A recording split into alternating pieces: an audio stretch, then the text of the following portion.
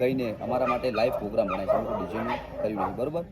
કારણ કે અમે ઘણા વર્ષોથી 20 વર્ષથી મહેનત કરીએ છીએ, કાળી મજૂરી કરી છે, ઉજાગરા કર્યા છે અને ઘણી બધી મહેનત કરીને ઘણી બધી પરિસ્થિતિ એવી જોઈને અમે આ સ્થાને પહોંચ્યા છીએ. તો હવે સમાજ એમ કહે છે કે તમે બંધારણ તોડ્યું છે, પણ આપણે મુદ્દાઓ વાંચી અને આપણે કંપનીનું પાલન કર્યું છે. અને સમાજ એમ કહેશે કે તમે જે ગો છો એ સમાજ માટે હાનિકારક છે, સમાજને નુકસાન થાય છે. તો અમે સમાજ કહેશે તો સમાજને ગાવાનું પણ અમે બંધ કરી દઈએ. તો અમારી પણ સમાજને એક અપીલ છે કે અમે ગાવાનું બંધ કરી દઈએ. તો તમે અમને કોઈ રોજગારી આલો, કોઈ ધંધો આલો. અમારા પાસે કોઈ બીજો કોઈ બિઝનેસ નહીં, કોઈ ધંધો નહીં. જે અમારા પાછળ જે 100-200 જણાનું ઘર ચાલે છે એમનું ઘરનું શું, અમારું શું? અમારે તો જે લોન ચાલે છે એનું અમારે પૂરું તો કરવું જ.